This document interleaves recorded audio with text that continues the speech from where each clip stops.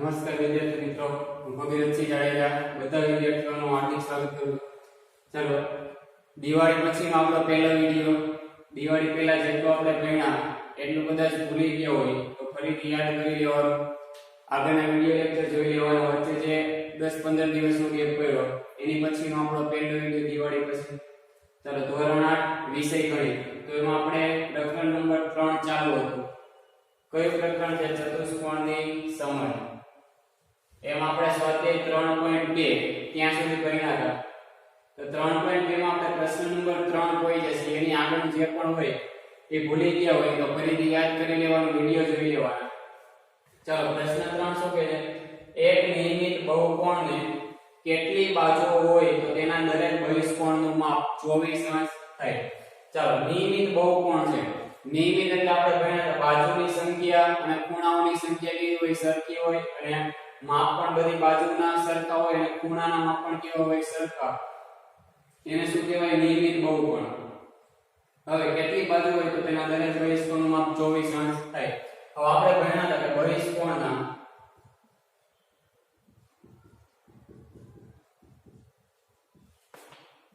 બધા ખૂણાના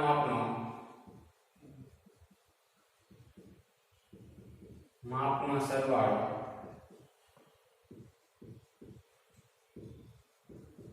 360 અંશ થાય.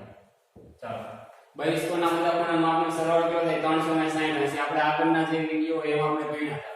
અને અંતઃકોણ એટલે અંદરના જે ખૂણા હોય, હવે 4 ખૂણા હોય, અંદરના 4 ખૂણા હોય તેનો સરવાળો કેટલો થાય? 360. પછી 5 ખૂણા હોય એટલે કે પંચકોણ હોય તો અંદરનો સરવાળો કેટલો થાય? 540. અંદરના જે ખૂણા હોય તેનો સરવાળો બદલતો જાય, પણ બહારના ખૂણા હોય એનો સરવાળો કેટલો થાય? 360. એ આપણે આગળના વિડિયોમાં આપણે ભણી ગયા. તો બહિષ્કોણ હોય એના બધા ખૂણાનો સરવાળો કેટલો થાય? 360. અહીં દરેક બહિષ્કોણનું માપ 24 અંશ થાય. કેટલી બાજુ હોય ત્યારે. હવે અહીંયા તો બધા ખૂણાનો સરવાળો કેટલો થાય? 360 અંશ થાય. હવે અહીંયા એક નિયમિત બહુકોણની કેટલી બાજુઓ હોય શું બતાવવાનું છે? કેટલી બાજુ એટલે બાજુની સંખ્યા બતાવવાની છે. તો તેના દરેક બહિષ્કોણનું માપ 24 અંશ થાય. બહિષ્કોણનું માપ કેટલું છે? 24. દરેક બહિષ્કોણનું માપ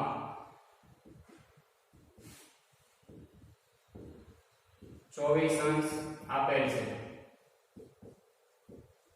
તો માટે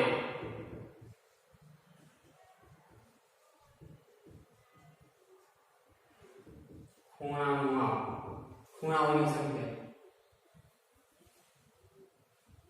દરેક ખૂણાઓની સંખ્યા બરાબર. ચાલો, બધા ખૂણાના સરવાળો કેટલો થાય? 360 છેદમાં બાજુનું માપ એટલે કે બહિષ્કોણનું માપ કેટલું આપ્યું છે? 24 અંશ. અને ટોટલ કેટલો સરવાળો થાય? 360 ભાગ્યા કેટલા કરી દેવાના? 24. 360 ભાગ્યા આપણે 24 કરવાના. તો 24 એકા 24 અને 24 તો વધી જાય છત્રી કરતા. તો 24 એકા કેટલા થઈ જાય? 24. ચાલો, 6 માંથી 4 જાય, 6 માંથી 4 જાય તો કેટલા વધે? 2. 3 માંથી 2 જાય તો કેટલા વધે? 1. ઉપરથી આવે 0. હવે 120 લાવવાના. 24 ના ઘડિયામાં કેટલા લાવવાના છે? 120. તો 24 ગુણ્યા 5 કરો. કેટલા કરવાના? 24 ગુણ્યા 5. ચાલો, 4 5 20, 20 નું શું વધી કેટલી આવશે? 2. 5 દુ 10, 10 ને 2 કેટલા થઈ ગયા? 120.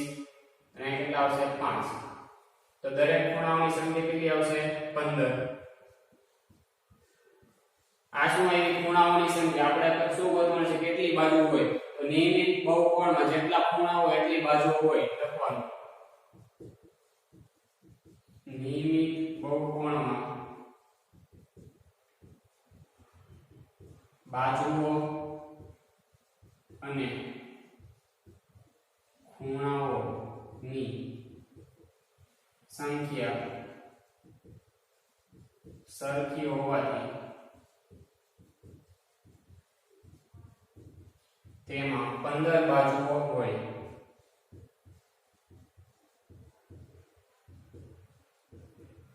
કેટલી બાજુ હોય? 15 બાજુ હોય. ખૂણા 15 હોય તો બાજુ પણ કેટલી હશે? એમાં 15. શું કરવા? કેમ કે નિયમિત બહુકોણ છે. કેવો બહુકોણ છે? નિયમિત. ફરીથી જોઈ લો. બહિષ્કોણના બધા ખૂણાનો સરવાળો કેટલો થાય? 360. એમાંથી માપ એટલે 24 અંશ. તો તો ટોટલ કેટલા ખૂણા હોય કે 360 ભાગ્યા કેટલા કર્યા આપણે 24 એટલે જવાબ કેટલો આવ્યો 15 15 ખૂણા હોય તો બાજુ પણ કેટલી હશે 15 જ કેમ કે બહુકોણ કેવો છે નિયમિત હવે એની પછી શું કીધું જો એક નિયમિત બહુકોણને કેટલી બાજુ હોય તો તેના દરેક અંતઃકોણનું માપ 165 થાય 165 સાઈડ જો અંતઃકોણનું માપ અહીં અંતઃકોણનું માપ 165 છે અંતઃકોણ એટલે શું થાય અંદરનો કોણ તો આપણે પહેલા બહિષ્કોણનું માપ ગોતેલું માટે બહિષ્કોણનું માપ બરાબર આ રીતના હોય જો અંદરનો ખૂણો હોય એટલે અંતઃકોણ બહારનો ખૂણો હોય એટલે બહિષ્કોણ આવું શીખવાયું તો બે ખૂણા હોય એનો સરવાળો કેટલો થાય 180 તો બહિષ્કોણનું માપ ગોતવા આપણે 180 માંથી 165 ને શું કરશું બાદ તો 180 માંથી 165 જાય કેટલા વધશે 15 તો બહિષ્કોણનું માપ કેટલું આવ્યું 15 હવે 360 ભાગ્યા કેટલા કરી દેવાના 15 360 ભાગ્યા કેટલા કરવાના 15 પહેલા લઈને લખી દેવાનું બહિષ્કોણના બધા ખૂણાના માપનો સરવાળો કેટલો થાય 360 બહિષ્કોણના બધા ખૂણાઓના માપનો સરવાળો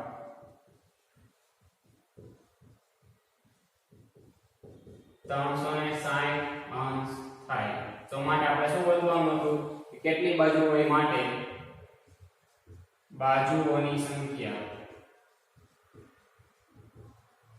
બરાબર 360 અંશ ભાગ્યા કેટલા કરવાના છે 15 360 ભાગ્યા કેટલા કરવાના 15 એ જવાબ તમારે લખવાનો છે ભાગાકાર કરવાનો છે શું કરવાનું છે ભાગાકાર 15 એકા 15 15 દુ 30 ન્યાથી ભાગાકાર છે 15 દુ 30 થી ભાગાકાર કે 360 ભાગ્યા કેટલા કરવાના છે 15 ફરીથી જોઈ લો આપણને અંતઃકોણનું માપ આપ્યું છે આમાં શું આપ્યું તો બહિષ્કોણનું માપ એટલે બહિષ્કોણનું આપ્યું હોય ત્યારે તો ડાયરેક્ટ શું કરી દેવાનું 360 ભાગ્યા 24 એટલે ડાયરેક્ટ શું આવી ગયો જવાબ પણ અંતઃકોણનું માપ આપ્યું છે તો પહેલા આપણે શું ગોતવાનું બહિષ્કોણનું માપ એ કઈ રીતના મળે 180 માંથી તમે અંતઃકોણનું માપ બાદ કરો એટલે આ શું મળ્યું બહિષ્કોણનું માપ આ 15 આવ્યા એટલે 360 ભાગ્યા કેટલા કરી દેવાના 15 અહીંયા જે જવાબ આવે એ શું છે બાજુઓની સંખ્યા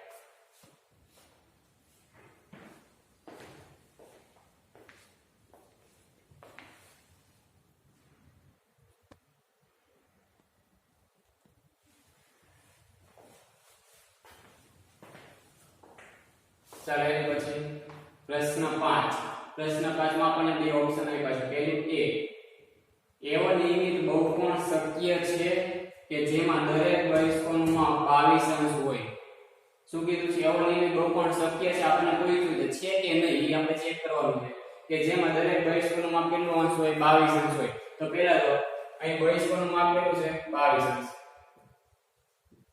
અહીં બહિષ્કોણનું માપ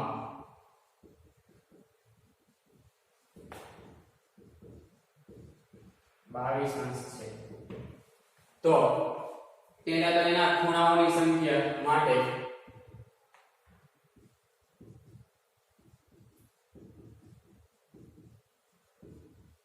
ખૂણાઓની સંખ્યા બરાબર કેટલા કરવાના હોય 360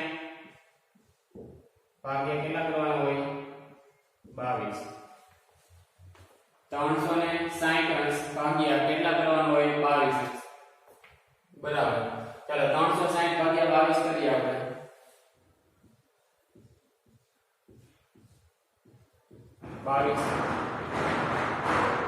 22 એકા 22 બરાબર કેટલા કરવાના છે 22 એકા 22 22 દુ 44 એ તો વધી જાય એટલે કેટલા થશે 22 એકા 22 ચાલો 6 માંથી 2 જાય 6 માંથી 2 જાય કેટલા વધશે અહીંયા 4 3 માંથી 2 જાય કેટલા વધશે અહીંયા 1 અને અહીંયા ઉપરથી કેટલો આવ્યો 0 હવે 140 લાવવાના છે બરાબર તો 22 ના ઘડિયામાં 140 શક્ય છે 22 ના ઘડિયામાં કેટલા લાવવાના છે 140 22 ગુણ્યા 5 5 દુ 10 10 નું શું વધી 1 5 એકા 5 5 દુ 10 10 ને 1 11 કેટલા આવ્યો 110 પછી હજી 22 ઉમેરો તો એવા શક્ય છે નહીં, એટલે પૂર્ણ આંકડામાં જવાબ આવશે નહીં. 360 ભાગ્યા તમે 22 કરશો એટલે પૂર્ણ આંકડામાં જવાબ આવે નહીં. તો માટે અહીં પૂર્ણ સંખ્યામાં જવાબ મળે નહીં. પૂર્ણ સંખ્યા એટલે આખા આંકડામાં જવાબ હોવો જોઈએ કે ભાઈ 12 જવાબ આવ્યો, 13 જવાબ આવ્યો, 14 પોઈન્ટમાં જવાબ આવ્યો, 11.5, 16.5 એવો જવાબ ચાલે નહીં. તો પૂર્ણ સંખ્યામાં જવાબ મળે નહીં. તો માટે લખી દેવાનું ના. દરેક બહિષ્કોણનું માપ 22 હોય તેવો નિયમિત બહુકોણ શક્ય નથી. માટે નિયમિત બહુકોણ શક્ય નથી. ચાલો ખાલી ચેક કરવાનું તો કે શક્ય છે કે નહીં. એક કોણનો માપ કેટલો આવ્યો તો 22 અને બહિષ્કોણનો માપનો સરવાળો કેટલો છે 360. તો આ પૂર્ણ સંખ્યામાં જવાબ મળે નહીં તો શું થાય? એના નિયમિત બહુકોણનું માપ શક્ય છે નહીં.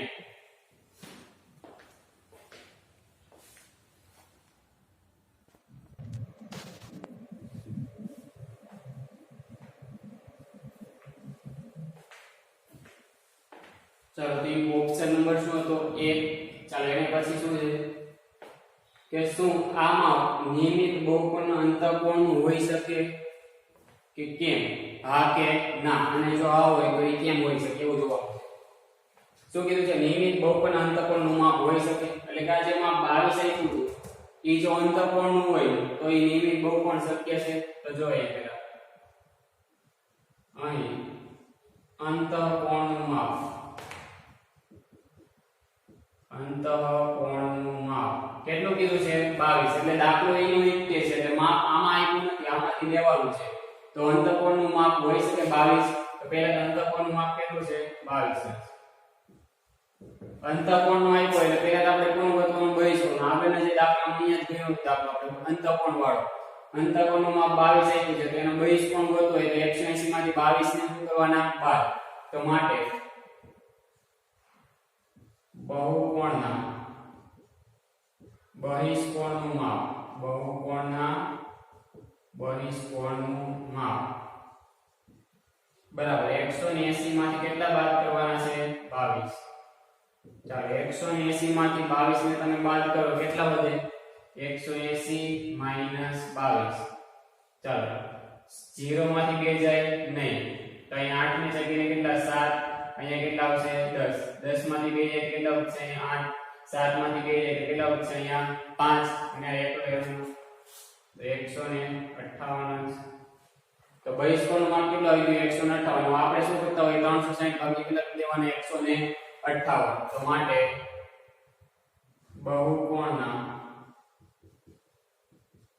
બાજુઓની સંખ્યા, બાજુઓની સંખ્યા બરાબર 360 ભાગ્યા કેટલા કરવાના છે? 158. જો અહીં 360 ભાગ્યા 158 કરો. જો પૂર્ણ આંકડામાં જવાબ આવે તો શું આવશે? હા. અને પૂર્ણ આંકડામાં જવાબ ન આવે તો શું આવશે? ના. અહીંયા જો 360 ભાગ્યા આપણે 22 કર્યા હતા. 360 ભાગ્યા 22. હવે 140 ને વહી ગયા તો 22 ના ઘડિયામાં 140 સેટ ન થાય. પોઈન્ટમાં જવાબ આવે. પોઈન્ટમાં જવાબ આવે તો એ પૂર્ણ સંખ્યામાં જવાબ ન મેળવો. હવે અહીંયા પણ આપણે જોવાનું છે 360 ભાગ્યા કેટલા કરવાના છે? 158. તો ડાયરેક્ટ આપણને 158 નો ઘડિયા તો આવડે નહીં તો પહેલા આપણે ભાગ ઉડાડીએ તરફ. આ 360 છે 360 એના અડધા કરી નાખો. 360 ના અડધા 2 કા 2.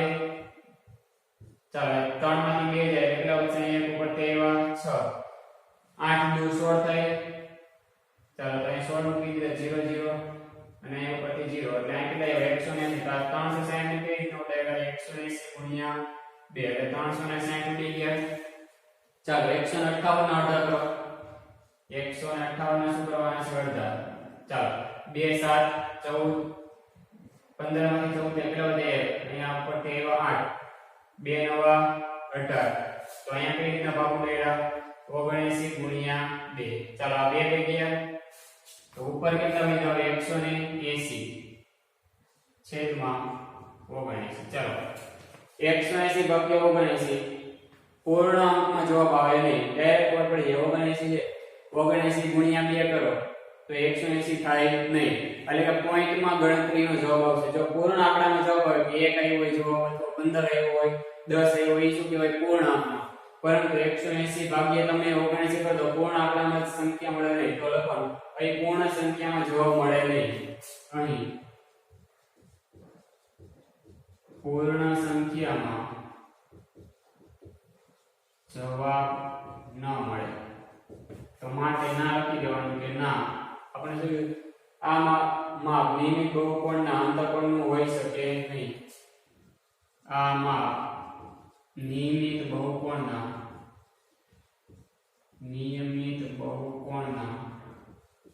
અંતઃકોણનું માપ હોઈ શકે નહીં. તો આ પ્રશ્ન 5 નો ઓપ્શન એ અને ઓપ્શન બી આપણે ચેક કરવાના, થિયરી લેવા કે શું હોઈ શકે કે નહીં.